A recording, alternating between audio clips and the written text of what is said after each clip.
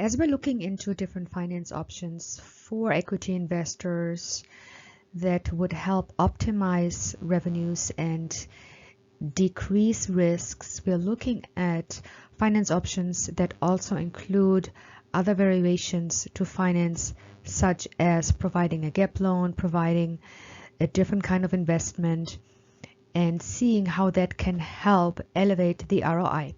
In this case study, we are looking at an equity investor who is willing to replace the gap loan that we would normally get from the bank and basically charge the same interest rate we would pay to the bank.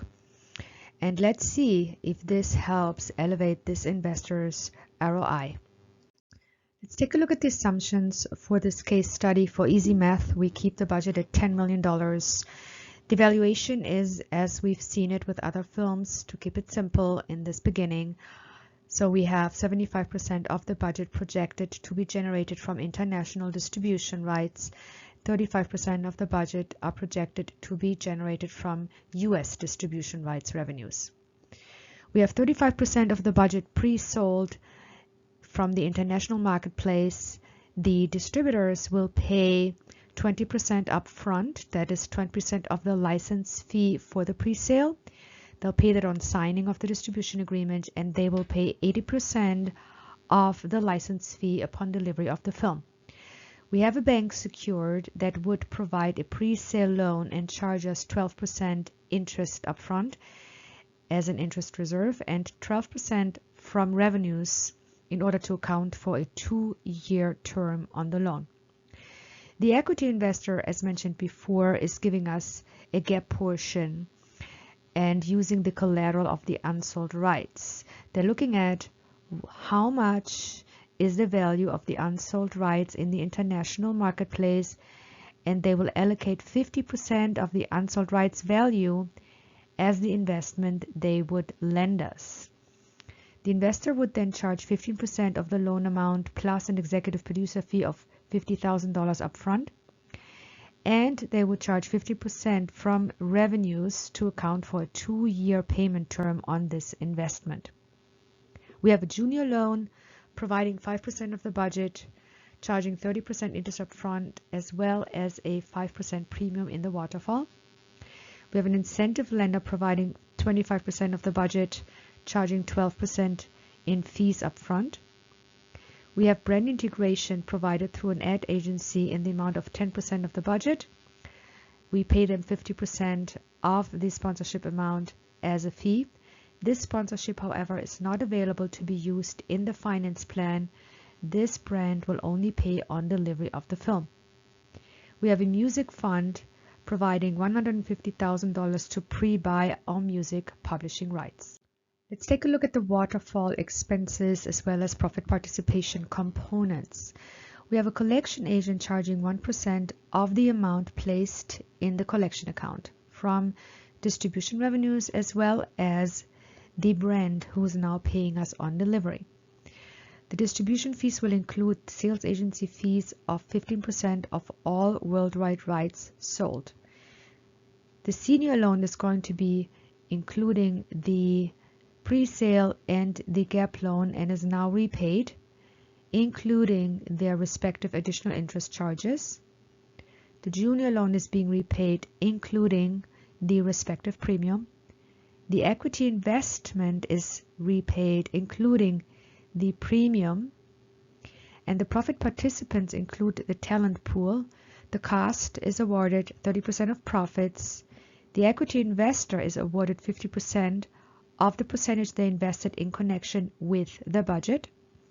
Co-producers were involved in the film and are getting 5% of profits. The producer receives the balance that is available after all the waterfall items and profit participations have been paid. So let's take a look at the finance plan here. I'm sending you this also as an Excel in the module in case you can't see it clearly, because Excel sometimes is hard to see on picture. So here we have the budget, $10 million. 75% of the budget, $7.5 million, is expected to be received from international sales. 35% of the budget, 3.5 million, is expected to be received from US distribution rights revenues. The total worldwide distribution revenues are expected to be $11 million on this $10 million movie. 35% were pre-sold. 35% of $10 million is $3.5 million. Of that, the distributors are paying down 20%. That is 20% of 3.5 million, which is 700,000. This is the first money we'll be receiving. It will be held by the sales agent until such time at which we have all the other finance sources secured to fund our $10 million budget, and then the 700,000 will be released to us. So if we're deducting the 700,000, we're looking at 2.8 million to be funded by the pre-sale lender, which is a bank.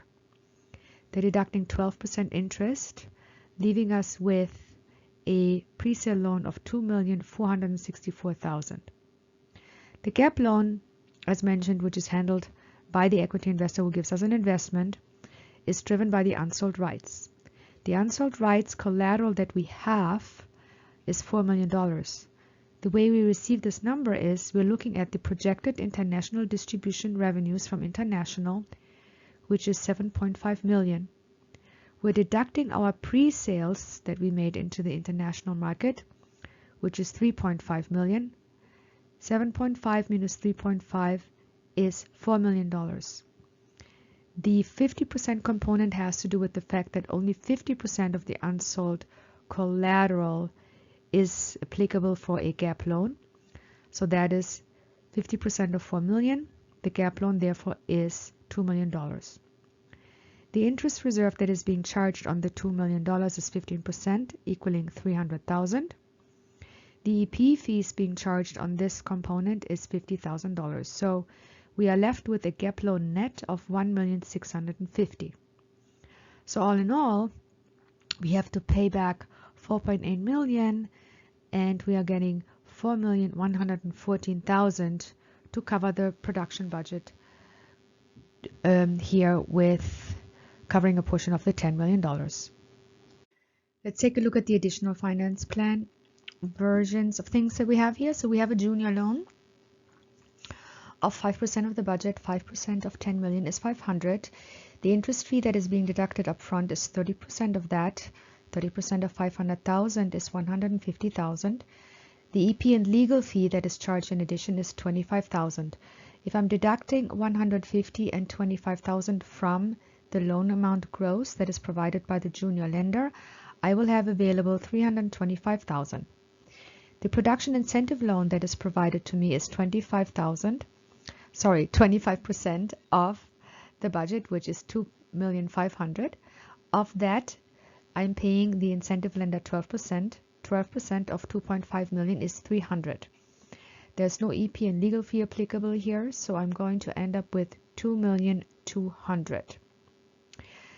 We are looking at the brand sponsorship, which is 10% of the budget. 10% of 10 million is 1 million.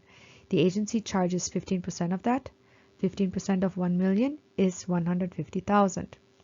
This will leave me with 850,000 from the brand as a sponsorship amount. However, this amount is not available to me at closing. It is available to me in the waterfall when I deliver the movie as revenues. The music investment company buys my music publishing rights upfront and pays me $150,000.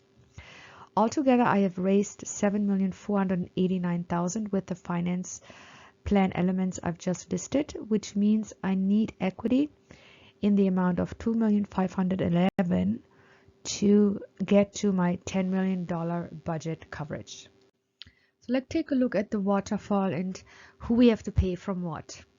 The distribution revenues did come in at $11 million, which is what we projected.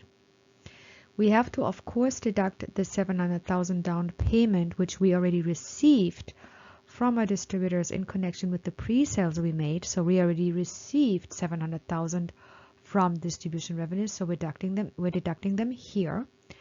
We're adding the brand sponsorship payment that is now due of $850,000, and this gets us to revenues of totaling $11,150,000. So now we're going to have to pay all our expenses. The collection agent charges 1% of what is deposited in the collection account. 1% of 11,150,000 is 111,500. The sales agent will now charge their sales agency fee of 15% in connection with all the distribution revenues we have generated. 15% of 11 million is 1,650,000. The senior loan is now repaid. Let's start with the pre-sale loan of 2,800,000. This is the loan that we received from the bank. The additional interest charges are now being charged as well for the second year, and that is 336,000 on that portion. The senior loan gap portion was given to us as an investment by the investor, the equity investor, so they're getting $2 million back. The additional interest that is due on this for the second year term is 300,000.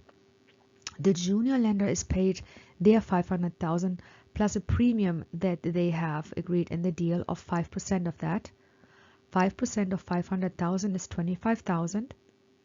The equity investor who is investing pure equity in the film, which was 2,511,000, is now getting paid their investment plus a 20% premium. 20% of 2,511,000 is 502,200. So if we're looking at all these expenses and summarize them, we have to pay 10,735,700 in order to pay distribution fees, collection fees, the senior loan for the pre-sales, the additional interest, the gap loan, the additional interest, the junior loan with the premium, and the equity with the premium. All these expenses are now being paid in the waterfall, and our net revenues after deducting all the expenses from the revenue total would be 414,300. In this slide, we're going to pay our profit participations to first our talent. The cast was awarded a 30% profit participation, so 30% of our net revenues of 414,300 is 124,290. The investor, the equity investor that is, will receive 50% of the amount invested in the film, of the percentage of the investment made in the film in connection to the budget. They have given us, when you recall, to cover this film, they gave us 25.11%. 50% of that is 12.56. So the equity investor gets a profit payment of 52,015. We had some co-producers in the film, and they're getting 5% of the profits. 5% of 414,300 is 20,715. And the balance would be due to us after all this is paid, and that would be, if we are the producer, 217,280. So that's the profits. Now let's look at the investor. Remember, we had the investor do two things. We have them invest with us, giving us the portion of the gap loan, and we had them invest with us, giving us an equity investment. They're diversifying their equity in order to optimize their revenues. So the gap loan that they gave us, that portion of the investment was $2 million. And the interest rate that we have paid to them, as well as the loan fees, they're coming to $650,000. That, if we compare this to the investment of $2 million, would come to an ROI of 33%. And when we look at the equity investment itself, how that performs, the equity investment was $2,511,000. The premium received on that by the investor was $502,200. The profits received on that equity investment was $52,015. So altogether, the equity investment portion generated a revenue of $554,215. So that's 22% of the investment in connection with the film. So all in all, this investor gave us $4,511,000. And when we look at the profits they made with that money, including the interest, the premium, profit participation, they received 1,204,215. And in connection to the total investment, they achieved an ROI of 27%. So what does this tell us? If this investor would have just done equity, their ROI would have been 22%. The combination with the gap component increased the ROI by 5%, generating an ROI of 27%. Additionally, this investor is now able to recoup in first position, because that's what gap loans do. They recoup in first position from the waterfall. That is a very high exclusive ranking position to have, which is very risk averse, does not have a lot of risk, so that's good. This loan portion also has a term connected to it of 2 years, so this first money comes back within 2 years, versus the equity investment sometimes takes a while to come back and generate profits. So they receive money earlier, and in the event we would not be able to pay them the gap loan amount of 2 million, they would have had the right to file a lien against our film and would have been able to foreclose on the film and basically take it over and sell it themselves whichever way they want. So what that means is they would have actually had access to the full asset of the entire film by giving us this loan portion of the film. So it's a very high risk mitigation component that we can suggest to investors who are looking to optimize the way they invest with us and to increase their ROI. If you have any questions about this case study, you can always email me via the Canvas inbox, and I'll be happy to answer any questions you have. And we can also, of course, set a one-on-one office hour slot to discuss this case study and other questions you have in the course in a one-on-one meeting. And always feel free to reach out. I'm here to help in any way.